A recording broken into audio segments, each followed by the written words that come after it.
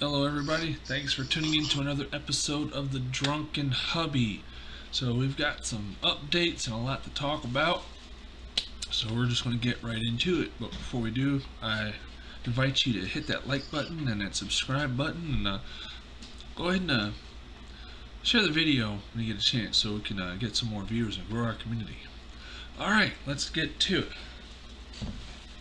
So, I'm going to be trying out one of these lemonade electrolyte energy drinks from Walmart. This is sugar-free. I don't like that it uses aspartame, but it is what it is. I'm going to be mixing that into some water, obviously.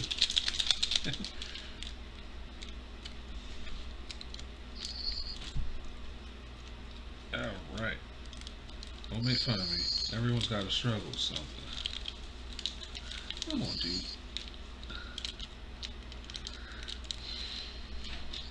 I hear y'all laughing at me.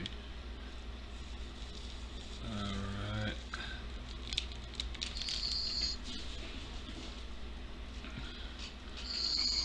Give this a good shake. Shake it up, shake it up, shake it up, shake it up, shake it up. I hope y'all have had a good week. No, Stanley, this is not for you. I hope y'all have had a good week. Mine has been rough. You already know the circumstances that I'm in. So before I add that, I'm going to be mixing some spiced rum, some gin,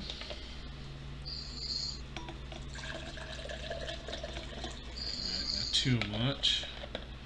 That's about a shot and a half worth of the Admiral Nelson's. We're at 75 o'clock. It's an interesting flavor these two mixed together. I haven't tried it straight yet, so I'm about to go ahead and try that real quick. A shot and a half worth of that. No, Stanley, you can't have this, buddy. You can't have this, buddy. So, just mix together. I'm gonna take a little sip. It smells good. So I'm imagining the sweetness of the spice from the rum and the floral essence, almost fragrance from the gin. I think they marry well together. So let's test that.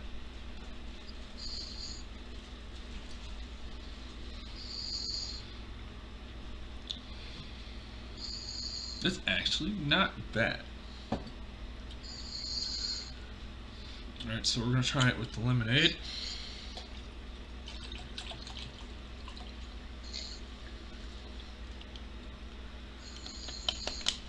No, Stanley.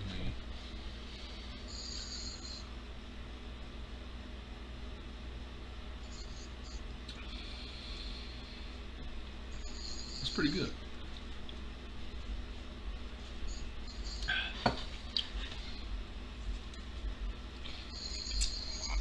I think the citrus bite of the lemon lends itself to the floral fragrance of the gin and the sweet spice from the rum. That's a pretty interesting concoction right there. It's not bad. Don't growl at me. Growl at you. So, we got a lot going on this week. So,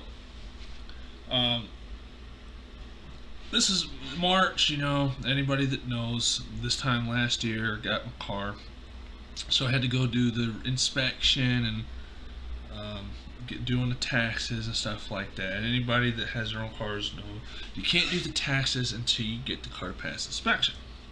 So I had a couple things done to it so it could pass inspection. It needed a new catalytic converter. Not inspection related, but it did need a new motor mount. So I got that fixed, and summer's coming, so I got the AC pump replaced. That's something else entirely for another day. But so the mechanic had it for a good 4 hours while he worked on it. It's come out really good. By the way, Los Boris on Brentwood Avenue behind the Exxon, where the what is that there? It looks like a little car wash right behind them, and you got that little truck stop looking thing behind there, and then you got that other little gas station on the corner. So Los Boys is right there. Those guys, you want someone you can trust with the car, work on it, and be honest with you about the prices and stuff, those guys will treat you right. Anyway, that's my plug. So, gave me back the car. It was really good. You know, the shaking stopped. The car runs a lot better now. Everything's fine and good. The inspection light, the check engine light was off. It hasn't come back on yet. Cool. So the day after that, I take it to the NTB out on here in High Point. Y'all know where it is if you're from High Point. Wrong one. So we're going. It's a 2-hour wait. They're busy. Okay, I understand. Not a problem. So I'm waiting and I'm waiting. While I'm waiting, the guy that's in there, he's doing the phones and all that stuff. And he's picking up the phones, he's answering customers, and he's bad-mouthing, like really bad-mouthing the other local mechanical establishments out there. They even have a sign directly naming another company saying, we'll even beat so-and-so's prices, blah, blah, blah. But, oh, that kind of put me off a little bit. So, then my 2-hour wait, I come back. He prints out this 2 sheets worth saying, stop! First thing he says is, first, we had to fail your car because, well, there's a hole in the lens of your taillight. We have to fail you for that. But now there's this other list of things that's wrong with the car that we can't pass it because of blah blah blah blah, and this is how much it'll cost for us to fix it. Basically tried to tell me my entire suspension, front and rear, needed to be completely replaced. They wanted $1,200 for it, plus labor, all that stuff. I said, no. I said, stop that. I said, no, I'm good. I'll go get a second opinion somewhere else. I take it to my mechanic, the ones who just worked on it, said it was fine. I showed him the list. He laughed and said, those guys tried to scam me. And I believe it. He said, dude, I just worked on your car. There's nothing wrong with it. He looked at all the stuff they said about the suspension. I said, dude, does it jerk in either direction when you're driving? I was like, no. That means there's nothing wrong with your suspension. He said, look, take it to these guys. I used to work with them. Tell them I sent you. They'll take care of you, but wait 5 days. So I waited a week.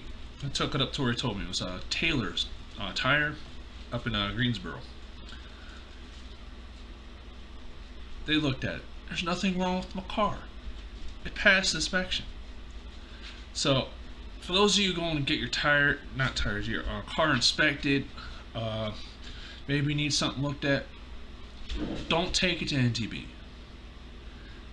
They have a lot of other people reviewing saying the same thing. You know, simple diagnosis, and they try and charge for all this other stuff and say all this other stuff is wrong with the car, but when you take it to another place, there's nothing actually wrong with it. They're just trying to get more money out of you. They're scamming people for stuff that doesn't need to be done to your car. I'm surprised they didn't even actually try to charge me for changing blinker fluid. Anyway. Car passed inspection, flying colors. I got my taxes done. That's one thing out of my way. I don't need to worry about it. I feel a good sense of relief for that. So I got a smudge on my glasses. That bothers me.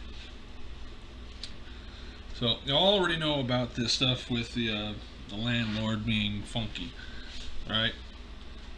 So check this out. No, I think I talked about it last week. And, what he had tried to do. Yeah, but no, he's still trying to put me out. But here's the thing. I got in touch with code enforcement. We gonna settle down. You're being noisy. Why you gotta wait till I'm making a video to be noisy? Huh? So I got in touch with code enforcement for High Point. They sent an inspector out. Before the inspector had even finished looking at the front outside of the house and just, hey, I said stop. Alright? Hey!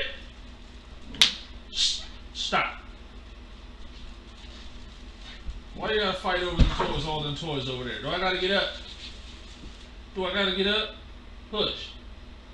Yes, you're cute. Staring at me panting with them cute faces. Yeah, we growling. I didn't mean come over here and attack me with this cuteness. They're too cute, y'all. But the inspector, before they even got halfway through the living room, they were talking about they already had enough to order repair and demolish on the house. They go through looking at everything wrong with the house, asking questions about the landlord. They look at all the stuff that's in the backyard. They look at the cracks in the wall that's not supposed to be there, and all that stuff, and then all the uncovered plugs and uncovered light switches and stuff like that. And then when I tell them what's going on, I'm getting put out, it's a retaliatory thing, and I'm getting ready to face, surgery and all that stuff. They got mad and basically said, look, this is what we did. This is what we're going to do for you. One, they put in a lock on the utilities. So if and when I do move or leave, willingly or not, nobody's going to be able to turn any lights or water on in this house until after it's either been repaired or demolished. So that's part one. Two, they put in a 48 hour to either turn on, install, or repair the heat. It was Friday or Thursday, so that meant by Monday, if it hadn't been done, they're going to be in trouble for that.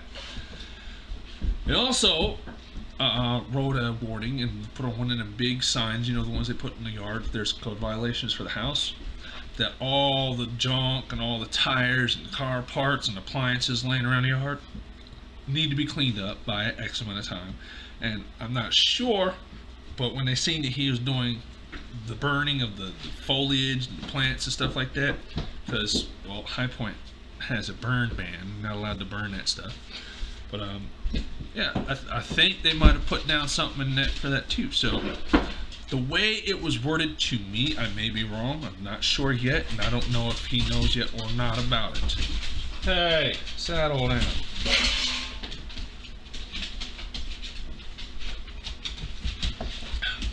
But the way it was worded to me is, if and when the repair order does go through, let's say he doesn't make the repairs, they will not demolish the house as long as the current tenant, me, is living in it. So my landlord, if this was being true, my landlord is in a position where if he puts me out, he risks losing the house. He'll lose the additional income from the rent that I pay to repair the house, which will make it even harder for him to repair the house before the deadline. And if I'm not living in it, they're going to tear it down. And then the fact that it's in this condition, if I take him to court for rent rebate, not only does he have to pay to repair the house, he'll also have to pay me back X amount of money for the X amount of time I lived here with the house being in a certain condition, because he's charging more than what it's actually worth to rent it. Or B,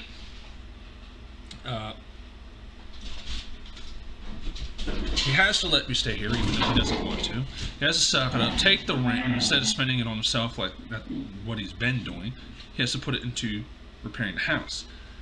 And that's if I don't pursue the rent abatement thing, for reduced rent. Hey, I said stop. So at the moment, that's what it looks like might have. I'm not sure. I have to the 28th. That's when the lease termination thing is done, and that's when I become what's called a holdover tenant. At which point he will have to go to the sheriff's office and file. Has to go to the court and file and all that stuff, and spend money on filing charges to actually evict me, which will then give me a further 30 days. At the time of recording this video, I have not yet been able to find affordable storage or a place that's low enough in rent that I can afford, um, without a waiting list. Yeah, there's a few, but they have like a ridiculously long. I'm not going to tell you again to stop. I'm going to put you in your room. Carapy, you stop it. That's not just for you. Alright?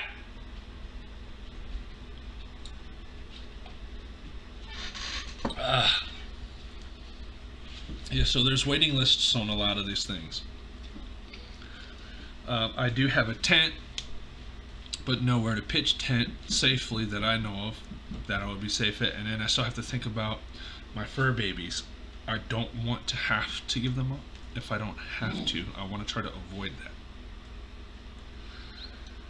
that. I still have to prepare myself for the possibility that I might have to give up everything that I own. I said stop!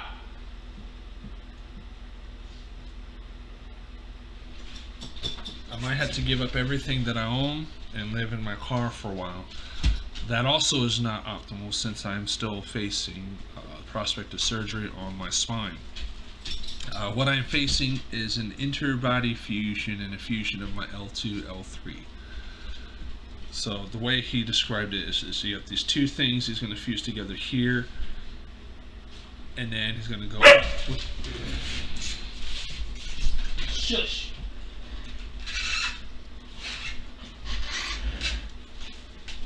He's going to go up a couple more with something, I think he called them pedicle screws. Chill out! They're fighting over one toy. They've got like 5 toys over there and they're fighting over one toy.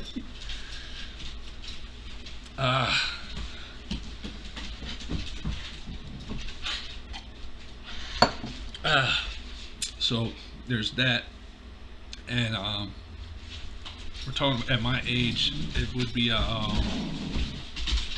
probably a good couple of months, few months for recovery after release from the hospital for that. So imagine having to do that in the car, nowhere to take a bath, no means of having real decent food that's healthy for me, especially since I've recently found out I've got some blood pressure issues. It's too high. So what kind of food that's going to be good for your blood pressure can you actually live on while you're living in the car? So I got to worry about that.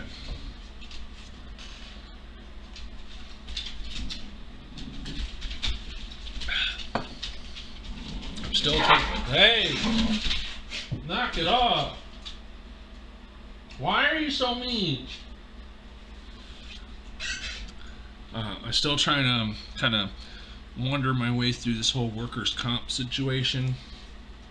I still don't exactly know exactly what I'm doing with that. So, anyone got advice on dealing with workers' comp and making sure I have a really good outcome with that? You know, I'm open to suggestions and tips. A little bit of a positive note. You know, all the craziness going around, and me living in a kind of a bad neighborhood. You know, every night, boom, boom, boom, always hearing gunshots and stuff. And with all the craziness going on with landlords and neighbors, you know, I wanted to feel a little bit of safe when I, you know, in the house or when I go out. So, a few weeks ago, I applied for my gun permit, my very first gun permit, and I got that. I finally got it in the mail a few days ago, and I wasn't looking to get anything. So, you know, I'm a beginner. I've never had a pistol before, but I wanted to get something that's not going to break my bank, and something just as a starter. So I managed to get something. Now I hear there's a lot of stuff going around, people complaining about these. This is a high point. Some of you already know what this is. There's a lot of I guess bad reputation for these. I haven't had a chance to fire this yet, but the way I see it, A cheap gun that might not be completely reliable is still better than bringing a sharp stick to defend yourself with if somebody's trying to take your life. Does that make sense? So, if you've got $180, $190, and you need a firearm to, protect yourself, defend your family, get a cheap pistol. You can always upgrade to something better, trade it in later. That's the way I see it. It's better than not having anything to defend yourself at all. This is my first pistol, so I can't really give you a really good review on it. It's a little heavy on the top side, light on the bottom. Safety right here. This is unloaded. See, nothing in it. It's got a, what do you call it? The trigger won't pull if there's no magazine in it.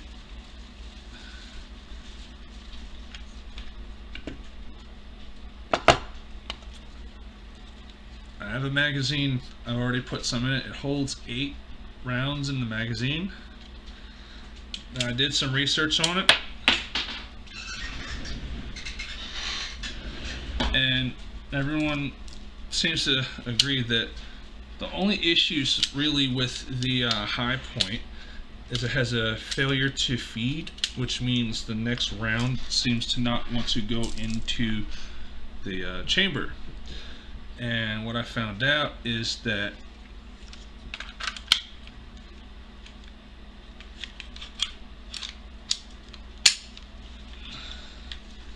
alright, clear magazines out. So what I found out is when you're loading the bullets, it's supposed to be aimed up like that, right? But what's going on is when people are cycling and they fired their shot, the bullet's kind of sitting nose down like that, and when it sits like that, it's going to have a problem going up the ramp into the chamber when you cycle.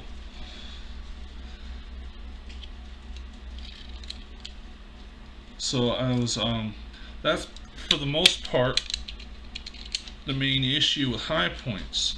So people, they have a bad rap for that, and the people, they get it, they shoot it a few times and they get that issue happen, and they don't know any better. They don't bother to see. Boom. That's really all you really have to do. They don't take the time to break in the gun like you really should. Now, I haven't had a chance to take it to the range and fire it yet. I'm not sure where there's any ranges at. So, there we go. Safety's still on. That's going to stay there until I need it. People don't take it to the firing range and break it in. Apparently, according to the manual on the website and some owners that really stand by their high points, is you have to break it in. After its break-in period, it has less issues, it's more reliable. Kind of like with a car. When you buy a brand new car, they say there's a X amount of miles for the engine for you to break the engine in. So it's usually about 30,000 for the first break-in period for your car before you need to change the oil or something like that. And then when you change the oil, you get all the bits and pieces of the engine that come out with it that kind of filed off during use. So it's basically the same for the high point, supposedly, according to manual and a lot of owners.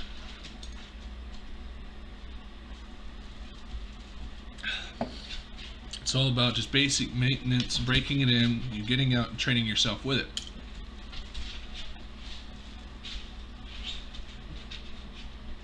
Now, I'm not going to pretend like I know a whole bunch about it, since I haven't had a chance to test it and train myself with it yet. You know, I have a lot of people saying, well, no, go with this and go with that and blah, blah, blah. Eventually, I have other minds in what I want to defend myself with as far as a sidearm. I don't have $400, $500, $600 to spend on that, plus ammunition, plus the range time and all that stuff. And then, you know, gas being what it is. Get off my couch. Get down. Down. Thank you. Gasoline being what it is, and, you know, bullet prices being what they are right now. I personally can't afford that. My main concern at the moment, as a low price point, the place where I bought it, the bullets first box came free with it, and it was on sale, so that was even better. So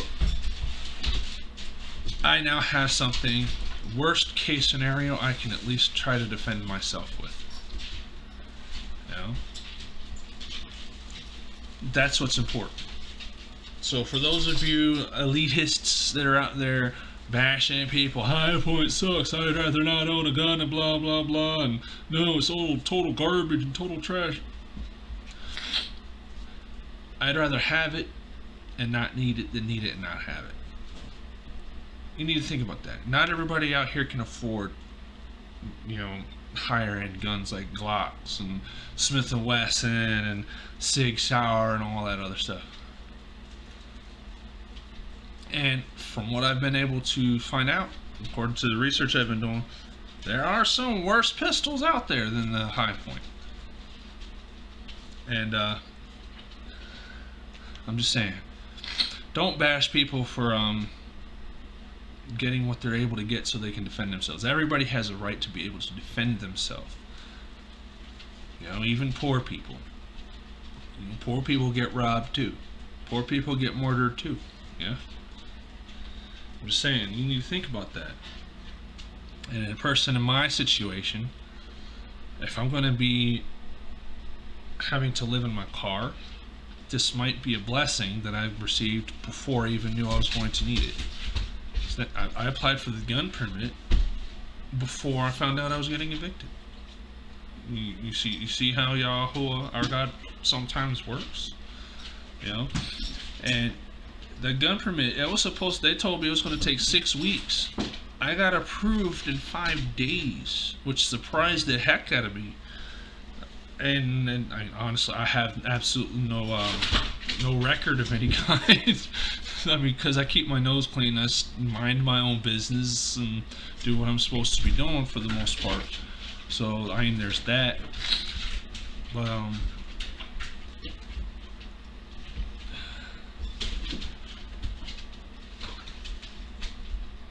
sorry. If there's anything you want to see me drink, if there's anything, well, before I even get to that point, you know, being that, you know, the uncertainty of my future and the future of me being able to record these videos, being with, you know, possibility of being homeless in the future. If there's anybody who sees these videos in a timely manner during this time, and you know, someplace I might be able to try to rent that's under $500 a month, it will hopefully let me keep my dogs. They're sweetie pies, you've seen that. And for religious reasons, won't make me have to share the house with somebody that's not of the same faith.